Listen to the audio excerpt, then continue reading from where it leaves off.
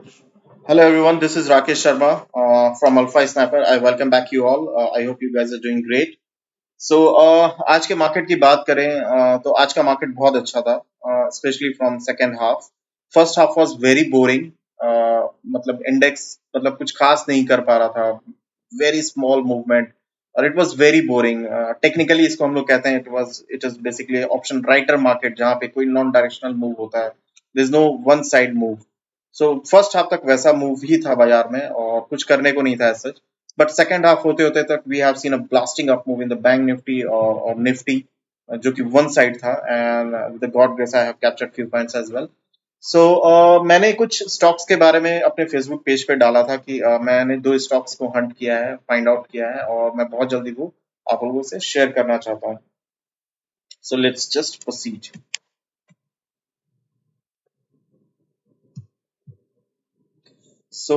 पहला स्टॉक है bliss GVS pharma. ये एक फार्मा कंपनी है. So rather than talking about the company, let's directly jump into the technicals. ये जो चार्ट आप देख रहे हैं ये okay.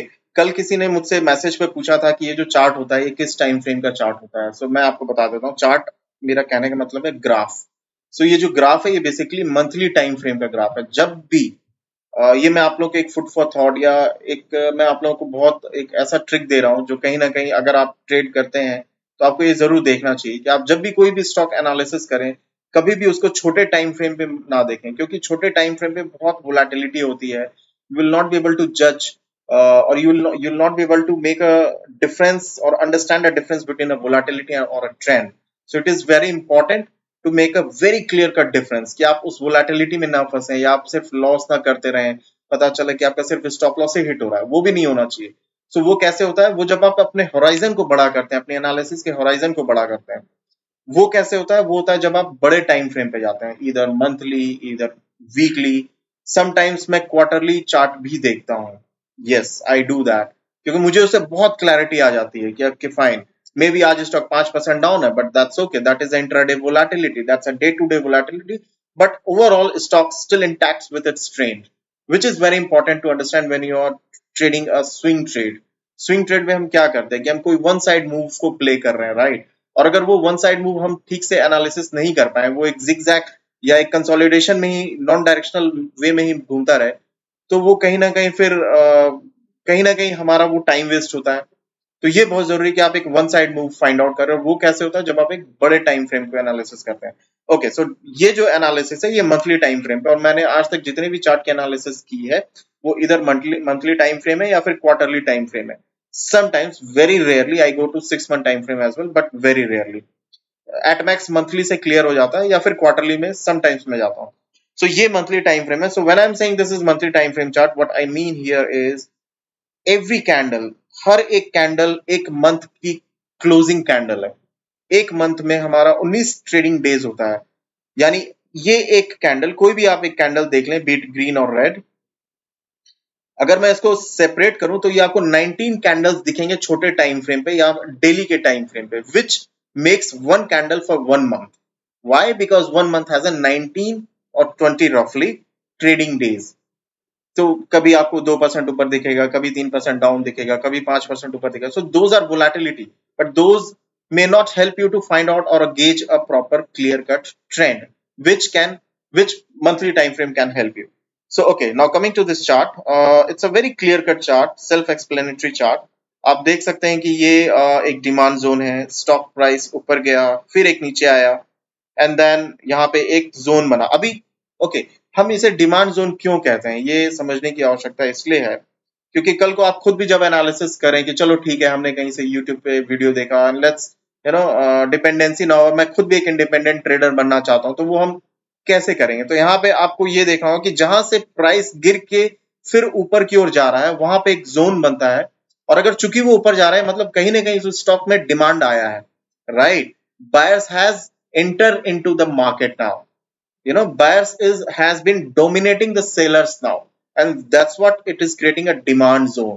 Why? Because it is pulling the price up. यहाँ पे एक डिमांड जोन आया, बना, और यहाँ से प्राइस ऊपर गया, फिर ये प्राइस नीचे आया, अगेन सेलर्स हावी हो गए, फिर नीचे आया प्राइस. एंड बहुत अच्छी बात ये है, एक there is a saying in the market, price discount everything. आपको और मुझे कई चीजें पता नहीं होती है, लेकिन मार्केट को सब कुछ पता होता है, राइट? तो ये इससे नीचे नहीं गया और फिर ये यहीं से ऊपर गया, क्यों? क्योंकि ये इसका डिमांड जोन था। यहाँ से ऑलरेडी पहले एक बार प्राइस ऊपर जा चुका है, इसने इसको इसी लेवल को रीटेस्ट किया, फिर वापस से ऊपर गया, फिर रीटेस्ट किया, फिर वापस से ऊपर गया।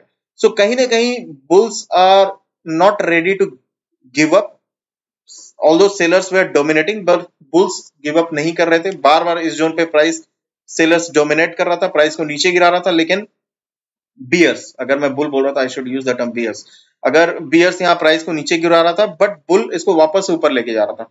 And then finally we saw crack down in the price, and then finally sellers won.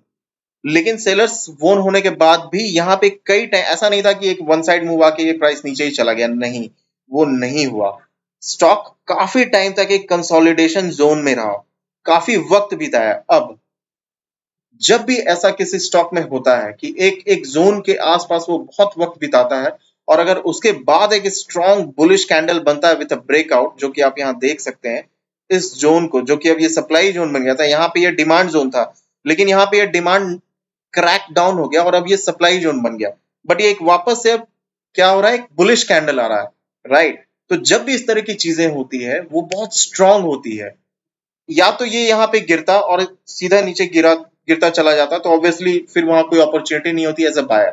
लेकिन अब यहाँ पे क्या हो रहा है कि अगर ये यहाँ पे गिरता नहीं, I am just talking hypothetical example just to make you guys understand, कि अगर ये गिरता नहीं, hold on, where is my cursor, या अगर ये गिरता नहीं और ये मान लो ये कैंडल यही बनता और फिर ये वापस एकदम रॉकेट मूव हो जाता, that is also not good. Why? क्योंकि आपको उसमें फिर चांस नहीं मिलता एंट्री का। So this is something, a kind of a confirmation कि now probably with a high probability stock is getting ready for up move। And मैं आपको ये बता दूं कि ये स्टॉक की एनालिसिस एक्चुअली मैंने कल ही कर ली थी। Somehow I didn't get time to make a video. When I was doing an analysis, it was trading at a price of 92.93. Today itself, it has a rocket up move of 11% roughly. ये आज के आज ही 11% बढ़ चुका है। I mean आप, सरकार हमें देती है 6% 7% की average return, that is also good, मैं उसको खराब नहीं कह रहा हूँ, but it's all about finding a right opportunity, and that's what and that is the reason we come into the stock market, to make a better return.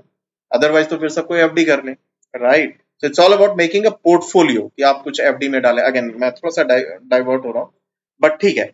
So the point is कि it doesn't mean कि 11% बढ़ चुका है तो अब इसमें क्या move आएगा, ये तो ऑलरेडी बढ़ गया है, ऐसा नहीं होता है, राइट? मेरे हिसाब से पर्सनली आज की इसकी क्लोजिंग 100 रुपए की है, so I still believe it can retest to a level 120 or 125, so we still have an opportunity to make 20 or 25% of return here.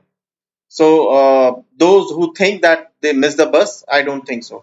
So that's all about this stock. So my next stock is Sheela Foam. इस stock को मैं बहुत track करता हूँ।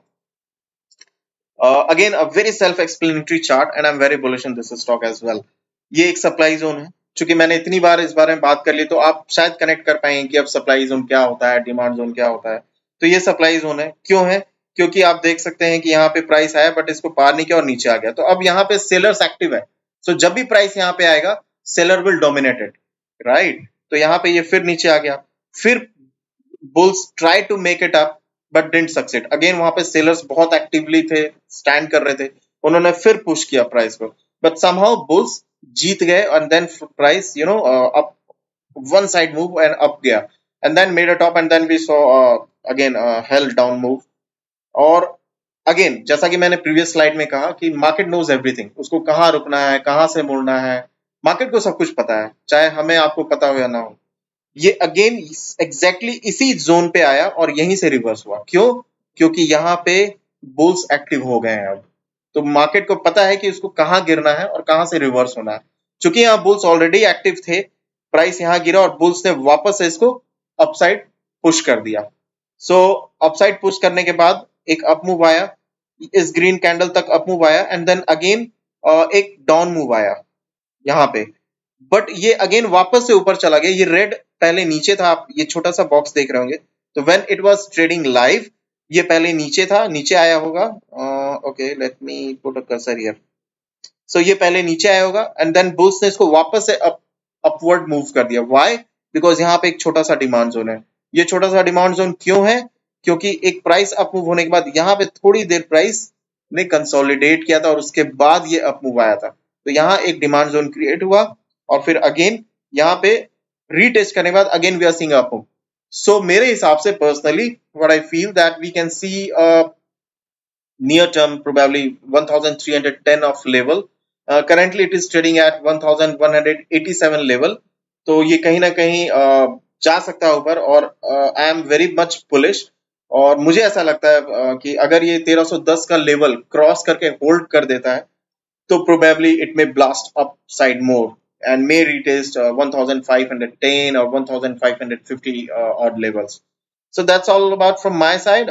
Again, just a small disclaimer, I'm not a SEBI registered analyst, so please consult your financial advisor before making any trading or investment in the stock market. So thank you very much and stay tuned for more updates. Thank you. Good night.